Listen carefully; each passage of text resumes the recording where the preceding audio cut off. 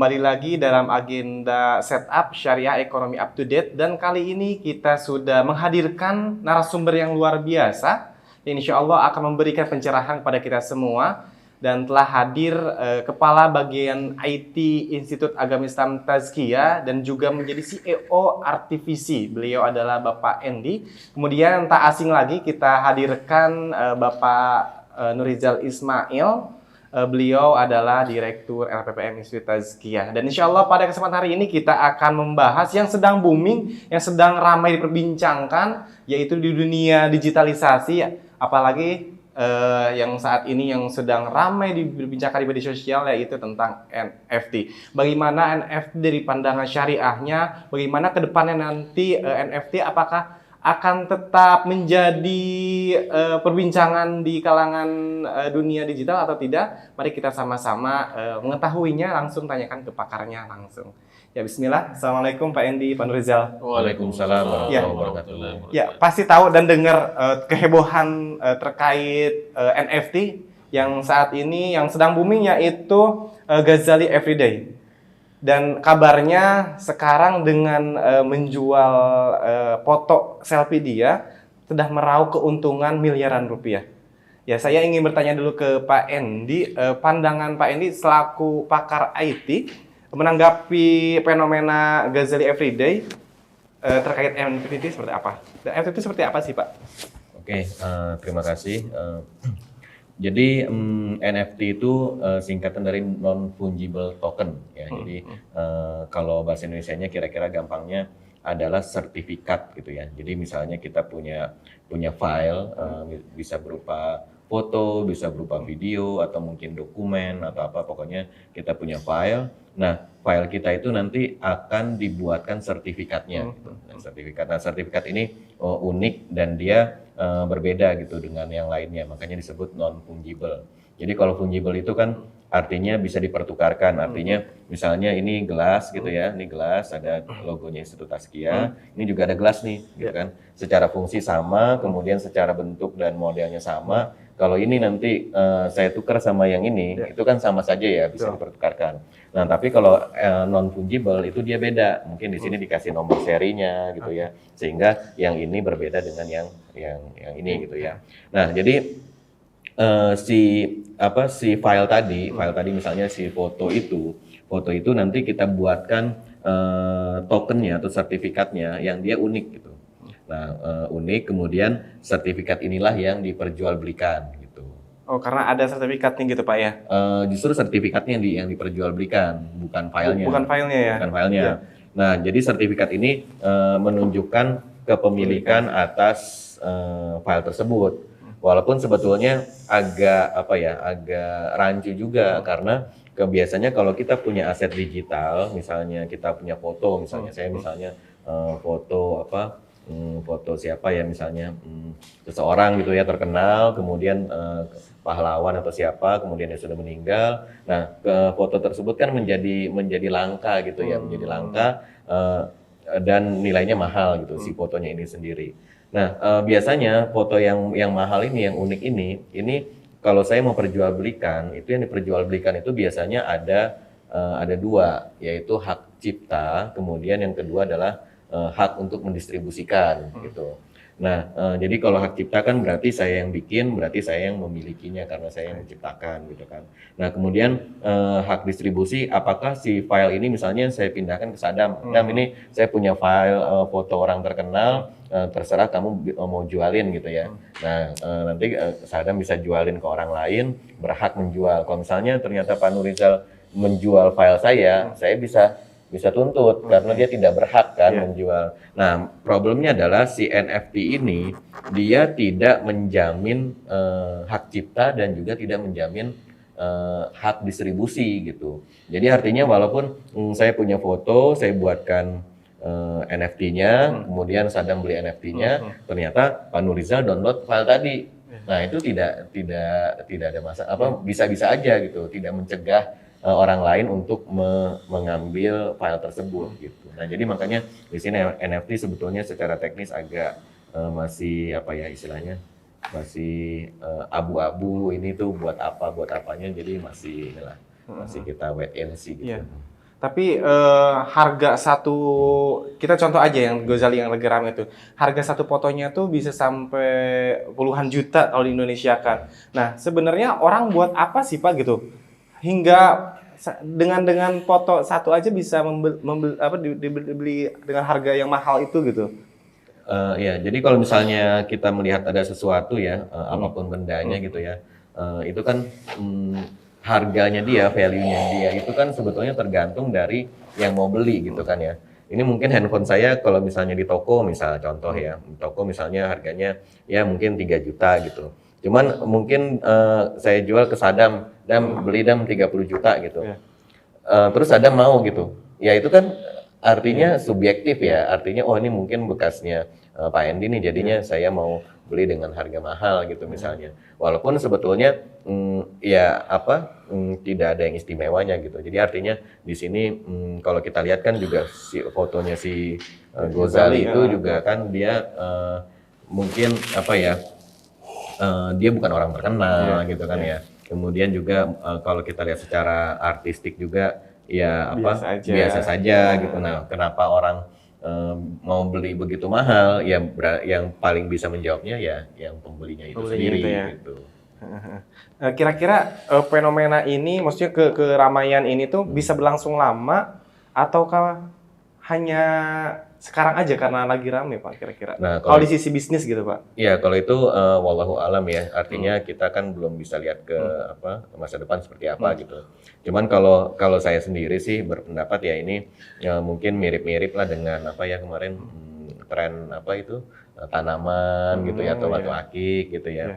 Karena kalau kita lihat kan sebetulnya barangnya sendiri intrinsic value-nya kan tidak ada gitu ya, tidak besar gitu. Nah, kemudian harganya tapi jadi besar. Nah, berarti mungkin ya apa kalau saya sih lebih berpendapat seperti itu sih. Baik.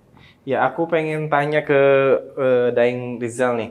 Untuk di sisi syariahnya seperti apa nih fenomena yang sekarang lagi terjadi ini? Ya, tadi nyambungnya ini kan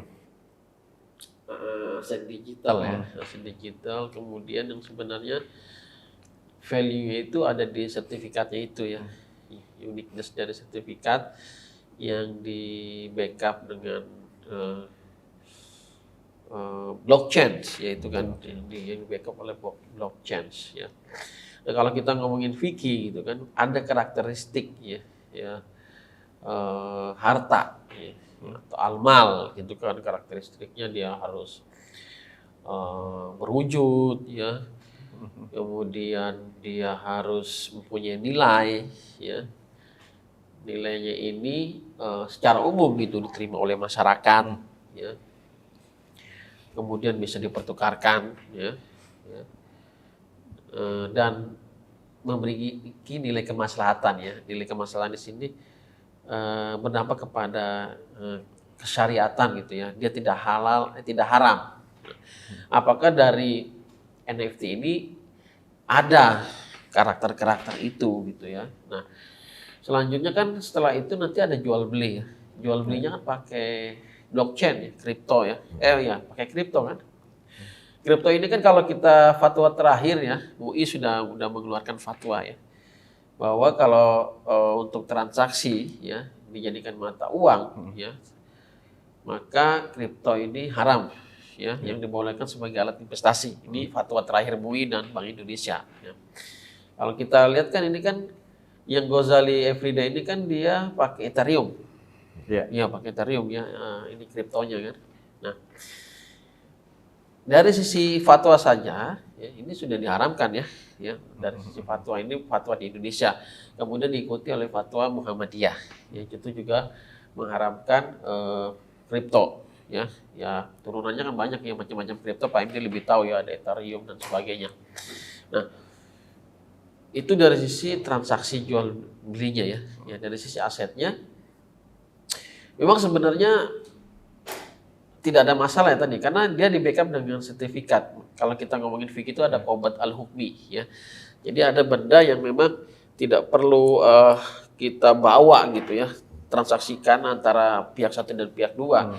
Cukup dengan sertifikat itu sudah mewakilkan ya benda tersebut gitu ya. Nah, Tapi permasalahannya adalah benda ini gitu ya. Benda ini memberikan manfaat apa enggak? Atau hanya sebagai ya tadi ya gaya-gayaan atau hiburan. Karena kalau kita lihat wawancaranya Deddy Corbuzier dengan si Ghazali kemudian sama Master Chef Chef-nya ya. Arnold. Itu kan sebenarnya gorengannya si Arnold. Iya. Ke Ghazali komunitasnya. Komunitasnya Arnold, ya. Lucu nih, beli aja nih punyanya si Ghazali gitu kan. Nah, ternyata dalam berapa hari kok jadi naik gitu loh. Padahal dia cuma iseng-iseng beli $2 waktu itu kan. Beli $2 nih ya, fotonya si Ghazali terus naik. Ternyata direspon lah oleh komunitas di dunia ya, NFT dunia sehingga naik. Itu kan berarti ada ya bisa jadi itu ada yang membuatnya ya. Munculnya spekulasi sebenarnya gitu ya kan, spekulasi nggak boleh ya dalam Islam ya. Coba ya spekulasi kan, kenapa dibilang spekulasi, karena kan ada yang kita sebelum main itu kan kita ke marketnya apa namanya, OpenSea ya. Dia salah satunya adalah OpenSea ya, kan kita daftar dulu, harus naruh beberapa duit ya di situ ya Pak Hendri ya. Kita ada yang pertaruhkan dulu, kita kemudian kita jual, ada yang beli apa enggak gitu kan. Ya itu seperti itu. Naik turunnya ya tergantung. Seperti di saham kan ada goreng-menggoreng juga sih. Ya, di saham itu ada goreng-menggoreng. Kalau gorengannya bagus, naik tuh saham.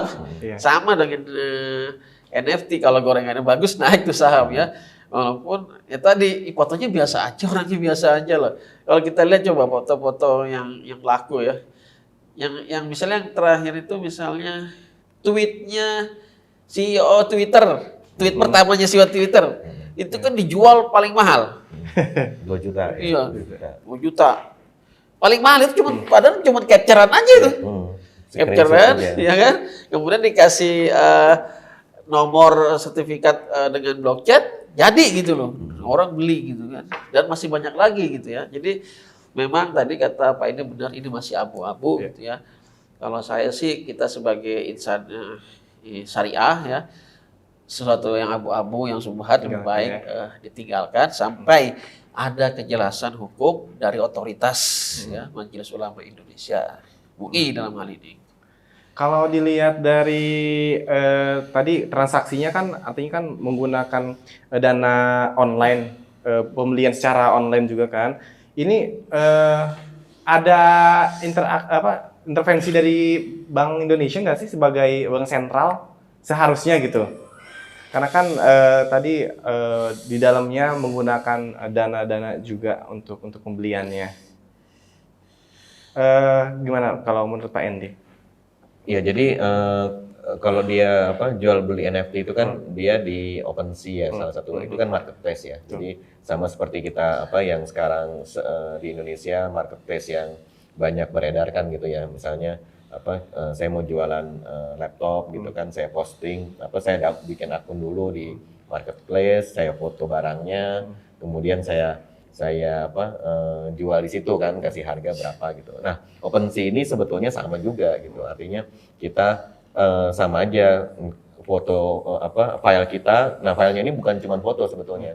Video bisa kita jual, bahkan ada yang jual dia main game terus dia punya karakter gitu ya, atau mungkin dia bikin peta gitu.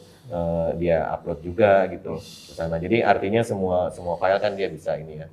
Nah, si file itu ya kita tinggal daftarin aja. Tadi seperti kata Pak Nurizal, ada biaya pendaftarannya tuh untuk kita memasukkan tiap item itu bayar berapa gitu ya, tergantung marketplace-nya. Kalau ini tarifnya berapa. Kalau kita kan biasa di marketplace lokal kan masih gratis ya sampai saat ini. Jadi kita foto aja, masukin gratis, nanti orang lain bisa lihat, dia tinggal klik kemudian bayar kan gitu. Nah, sama juga di OpenSea juga kita bisa ini cari nih kira-kira fotonya siapa yang bagus atau file apa yang kita mau, kemudian kita klik dan kita beli gitu ya. Nah, belinya pakai apa? Ya karena marketplace-nya banyak, ada macam-macam, ada yang dia hanya terima cryptocurrency, ada yang hanya terima Bitcoin, ada yang hanya terima Ethereum, ada yang terima dua-duanya, ada juga yang terima currency yang umum gitu. Misalnya dia terima dolar, terima itu ada juga. Jadi tidak semuanya hanya terima itu ya. Ya namanya marketplace lah, kan bebas aja ya, kayak kita di marketplace lokal kan boleh bayar transfer, boleh bayar virtual account, boleh bayar pakai e-money, kan bebas gitu. Nah, jadi seperti itu sebetulnya mekanismenya. Jadi nah, apakah Bank Indonesia terlibat di sana, ya belum tentu juga gitu kan ya. Kayak misalnya kita jual beli di marketplace kan BI kan nggak ikut-ikut gitu. Paling ya nanti setelah terjual paling kita ditanyain sama Bu Ani bayar pajak gitu kan, paling gitu hasil dari pajak penjualan. Cuman kalau transaksi jual belinya sendiri ya sebetulnya transaksi bisnis biasa gitu. Nah, tinggal kita pertukarannya pakai apa nih? Kalau misalnya pakai uang mata uang yang diakui negara ya kan boleh gitu kan. Tapi kalau nggak sama mata uang yang tidak boleh, ya itu kan berarti kita melanggar hukum kan. Gitu. Ya sampai kan si Ghazali kena wajib pajak ya, langsung muncul Iya. aja. Langsung di mention kan. Mention sama ini ya. Direktorat Pajak. Direktorat Pajak. Ya. Dan kabarnya sudah sampai 1,7 miliar keuntungan yang didapatkan oleh si Ghazali itu. Ghazali kan fenomena anak muda. Kalau misalkan ada anak muda juga yang nanti meniru pengen seperti Ghazali, mungkin saran buat anak-anak muda yang lain, karena kan ya kadang kita suka ikut-ikutan, lagi rame ikut-ikutan. Tadi kan udah dijelasin, ini masih abu-abu nih. Nah, untuk membentengi agar anak-anak muda itu tidak ikut-ikutan hal-hal yang serupa, kira-kira apa nih yang bisa diberikan sarannya? Sebenarnya ikut-ikutan nggak apa-apa. Oh ya. Kan itu kan artinya kita punya foto nih, Sadam punya foto kan banyak di handphonenya gitu. Nah, kita mau jualan nih, ya jual aja nggak apa-apa gitu. Nah, tinggal kan ada yang mau beli apa enggak kan gitu ya. Kalau nggak ada yang mau beli ya nggak jadi Ghazali gitu. Informasi yang saya dapatkan bahwa kalau sudah masuk ke NFT itu, apa yang sudah kita upload itu katanya tidak bisa dihapus. Ya sebenarnya bukan cuma masuk NFT ya, kita ngupload apapun ke internet, jejak digital kan tidak akan pernah hilang. Gitu. Jadi memang bukan gara-gara NFT terus jadi nggak bisa hilang gitu, tapi karena memang nature-nya internet gitu, sekali kita upload, makanya jangan upload yang aib-aib gitu kan. Ntar ada orang yang save screenshot, walaupun kita udah hapus sama dia diupload lagi. Jadi artinya itu dunia internet memang seperti itu. Gitu. Ya fenomenanya kan kemarin ada juga yang menjual KTP ya, itu dan setelah saya coba googling memang udah gak ada di penjualan KTP itu. Gitu. Ya mungkin sih ini ya, kalau nanti mau transaksi kita pilih yang marketnya yang memang transaksinya pakai mata uang yang diakui oleh pemerintah ya, baik pemerintah Indonesia atau pemerintah dunia ya, karena sebagian ya almost kalau di Indonesia yang kripto blockchain belum diakui tuh oleh BI Bank Indonesia ya. Berarti kayak OpenSea nggak bisa karena pakai Ethereum ya, OpenSea kan nggak bisa. Tapi ada market yang lain ya, itu yang pakai mata uang dolar misalnya ya. Nah, sebenarnya sih ini bisa jadi ini ya wasilah untuk meningkatkan volume wakaf misalnya ya. Bisa gitu kita jual karya kita ya, gambar gitu ya, gambar misalnya atau foto keadaan orang miskin, ini fotonya bagus nih, bisa menjual, posting, ini nanti hasil penjualannya untuk wakaf di mana gitu loh. Itu kan yang dilakukan oleh bos Twitter. Hasil tweet yang pertama itu kan untuk sumbangan yayasan. Itu bisa dilakukan, jadi untuk fundraising sebenarnya gitu loh. Itu bisa, jadi ada sih manfaatnya kalau kita mau melakukan itu.